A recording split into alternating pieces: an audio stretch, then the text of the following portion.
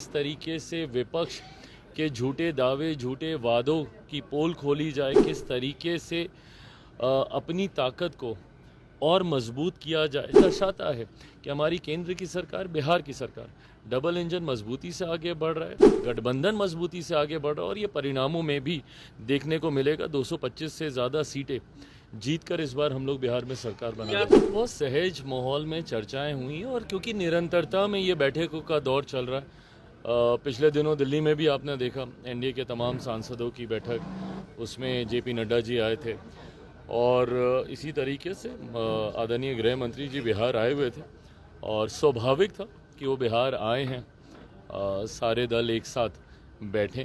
चुनावी वर्ष है, बहुत सारी बातें हैं करने को लेकर कि किस तरीके से चुनावी रणनीति को तय किया जाए, किस तरीके से विपक्ष के झूठे दावे, झूठे वादों की पोल खोली जाए, किस तरीके से अपनी ताकत को और मजबूत किया जाए। जिस तरीके से पिछली बैठकों में ये फैसला हुआ था कि तमाम हमारे प्रदेश अध्यक्ष एक साथ पूरे प्रदेश भर की यात्रा करेंगे, उससे ज़मीनी स्तर तक ये संदेश जाए कि हम लोग का गठबंधन कितना मजबूत है।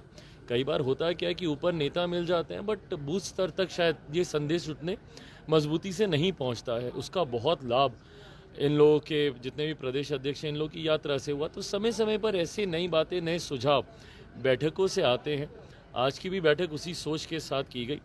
माननीय गृह मंत्री जी पिछले 2 दिनों से बिहार में हैं।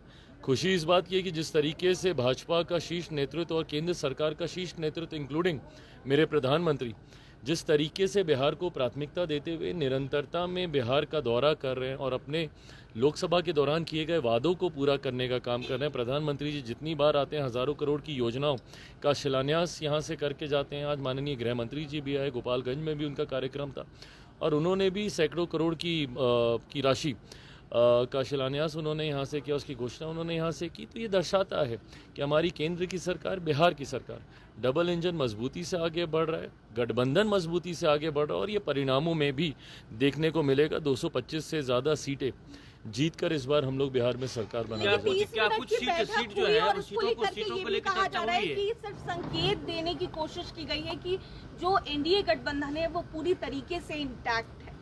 संकेत बोल लीजिए या भाई, अब गठबंधन है, चुनावी वर्ष है, बैठेंगे ही ना साथ में, क्यों नहीं बैठेंगे? अगर इतना ही सहज है सबका बैक टू बैक इतनी आसानी से बैठ जाना तो बैठ के दिखाएं। महागठबंधन वाले करके दिखा दें भाई। तंज जो हम लोगों के ऊपर ये लोग कसते हैं, ये लोग बैठ के दिखा दें ना। क्या हुआ, कांग्रेस के नए प्रभारी आए, कितनी बार बैठ लिए ये लोग? चुनाव हम ही लोग के लिए नहीं हो रहा ना, इन लोग के लिए भी हो रहा है। बताएं मुझे कितनी बार ये लोग बैठ लिए हैं।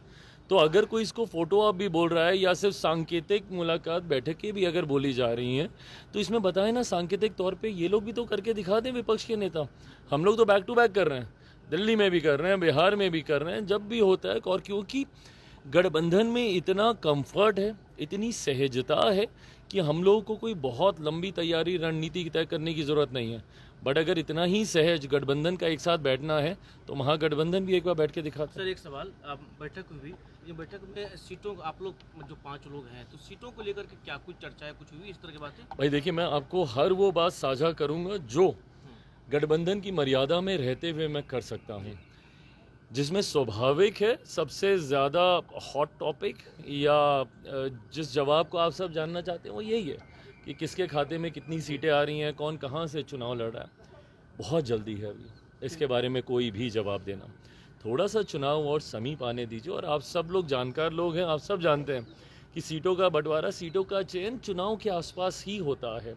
तो मुझे लगता है थोड़ा समय अभी और बीतेगा। अभी रणनीतियाँ तय हो रही हैं, इस दौरान हम लोग क्या क्या और बड़े कार्यक्रम एक साथ मिलकर कर सकते हैं। प्रधानमंत्री जी के और कार्यक्रम अभी लगने वाले हैं, उसकी कैसे रूपरेखा तैयार कर सकते हैं। प्राथमिकता फिलहाल ये सारे अपराध जो बिहार में बढ़ी हुई लगातार घटनाएं हो रही है, अरेस्टिंग होती है, घटनाएं भी बहुत दे रही है, दलितों के साथ भी खास करके हो रही है, इसके लिए इसको लेकर के आप भी कहीं न कहीं नहीं, देखिए ये बिल्कुल चिंता का विषय, चुनावी वर्ष है।